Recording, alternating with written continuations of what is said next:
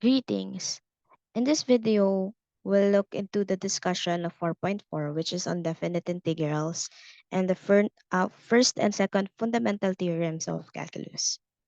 Recall from the discussion for 4.3 that the area between the function f of x and the x-axis can be interpreted as the integral of f of t dt from a to b.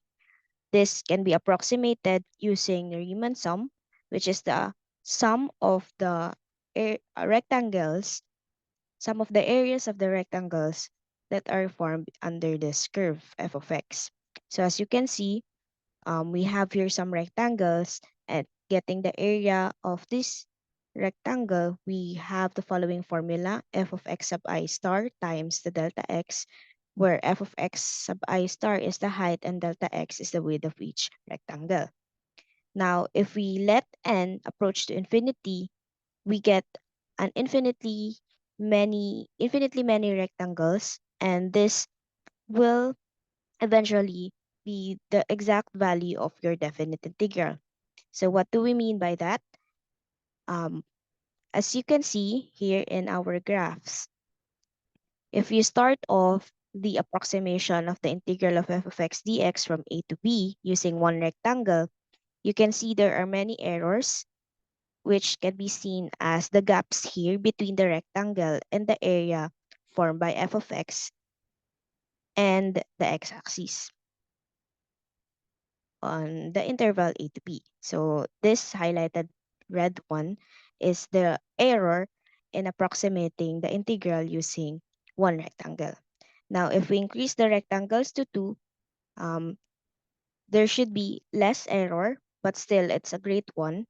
And so we can increase the number of rectangles for each iteration until we get almost no um, gaps here between the rectangles and the graph of your area under the curve of f of x.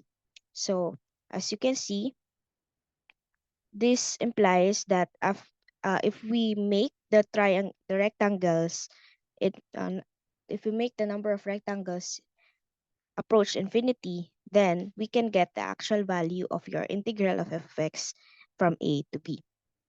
If this is the case and the limit exists, we say that f is integrable on this interval a to b. Now recall from your unit 2 that if f is differentiable, then it is continuous.